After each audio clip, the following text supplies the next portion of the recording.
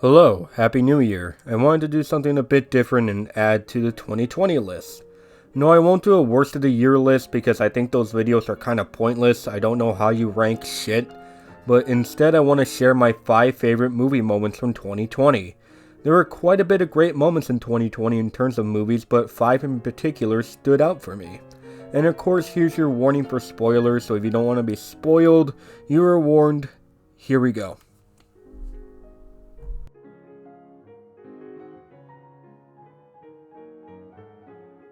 Yo, for real, this movie is so underrated.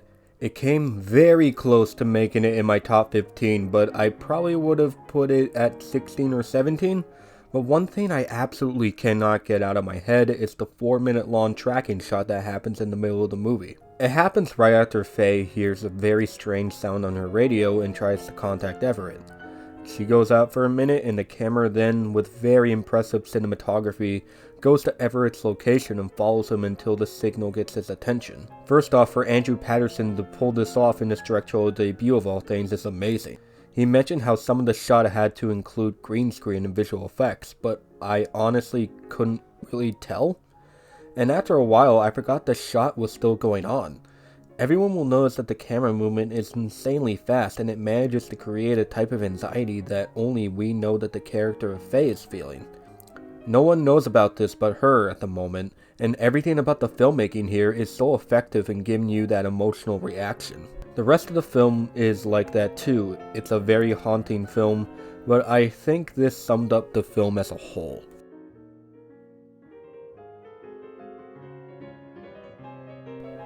Here's something some of you probably wouldn't have considered. For those of you who don't know, The Climb is about a friendship between two men named Kyle and Mike. In this scene, Mike throws Kyle a surprise bachelor party, and they step out for a minute. It seems as if everything goes well, they hug, only for Mike to then reluctantly confess to Kyle that he slept with his fiancée. After that, Mike starts a little monologue, explaining why he knows he's a horrible friend and why Kyle deserves way better than him and his fiancée. But on top of that, he talks about what he thinks love truly is. The Climb is a film known for presenting each scene as if it's all one continuous shot, and I think here it's used the best. The camera lingers on Kyle and Mike when Kyle is genuinely so happy that Mike did this for him, until Mike confesses what he did. You notice the camera starts to move further away from Kyle. This may be because they wanted to surprise you, just like how surprised Mike was when Kyle fell through the ice. But aside from the tracking shot, the monologue Mike gives, I think very cleverly sums up the film as a whole.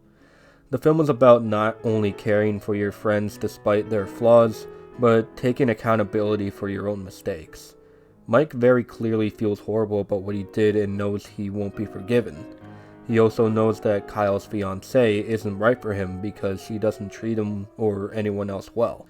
But Kyle is too passive to realize this.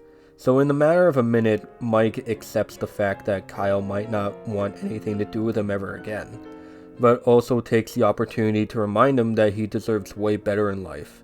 He takes the opportunity to tell him that no matter what, he'll always care about him, even if Kyle would want to hear it or not. The scene in particular, I think, perfectly captures their chemistry as a whole, making it one of the more unique bromance films to come out.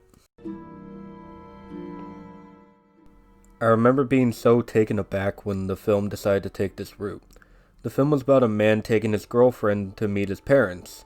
That's all I'll say for now, but before this scene, the girlfriend character goes on a monologue pretty much giving away the film's twist.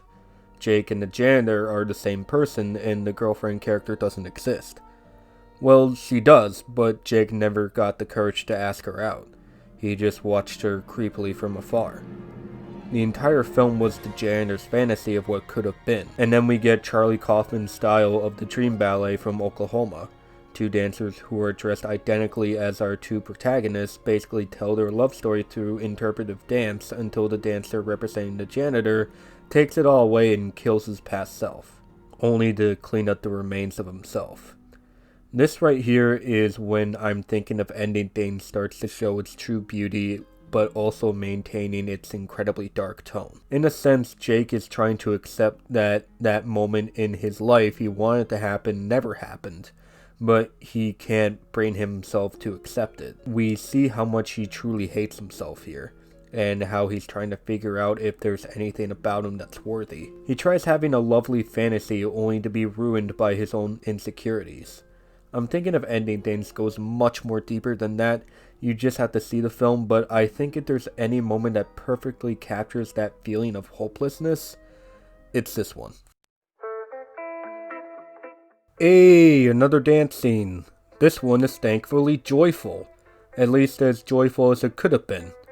It's the ending to Another Round, which is a film about a group of teachers who try an experiment to see if their lives will improve if they keep a blood alcohol content to a certain level. At the end of the film, basically Mads Mikkelsen starts dancing like he's Fred Astaire. But there's a kind of catharsis to it.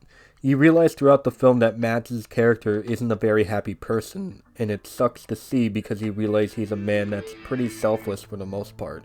He loves his family, his friends, his students, but not really himself, it seems.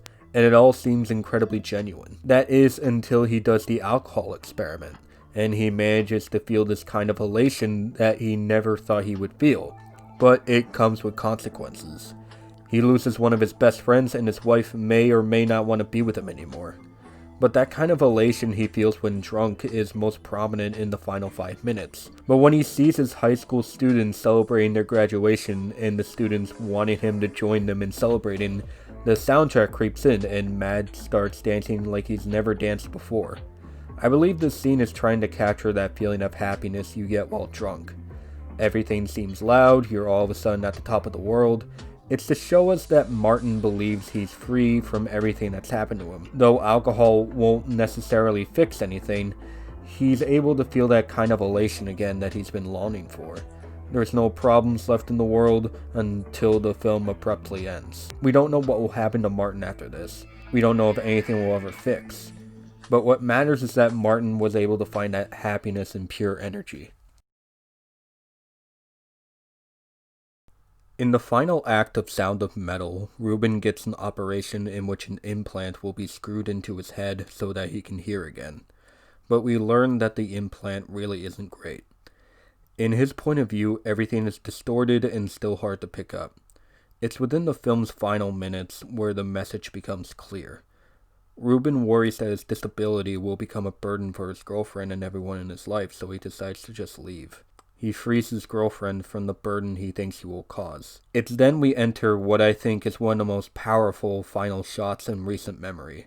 Ruben goes outside and we hear a collection of distorted sounds, like children yelling and playing, cars, church bells, you name it.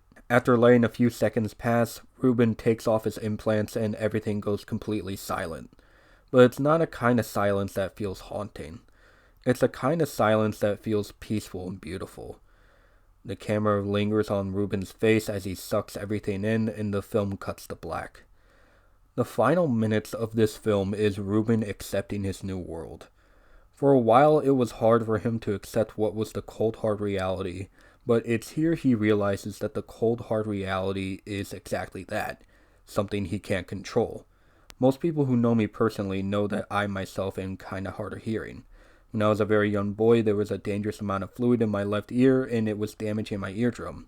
My left ear isn't completely deaf, but I still can pick up what people say sometimes. My ear rains sometimes, which does hurt a lot, and loud noises gives me headaches. I've learned to accept that my ear will probably never hear properly ever again. I've learned to accept it as a part of me and to, in my own way, embrace it. So not only do I feel heard by this movie, obviously I can relate for the most part, but it's with this final shot where the film's message starts to become clear, and it feels kind of cathartic and healing for me. I think the message here is that sometimes things can change irreversibly when you don't expect it. But instead of looking at it as if it's some kind of misery, you can look at it as an opportunity to adapt. You can look at it as an opportunity to learn. You can look at it as pure beauty. And it might be hard at first, and you might make some tough decisions along the way, but there's always some kind of light at the end of that tunnel. And that light, most of the time, is pure adaptation.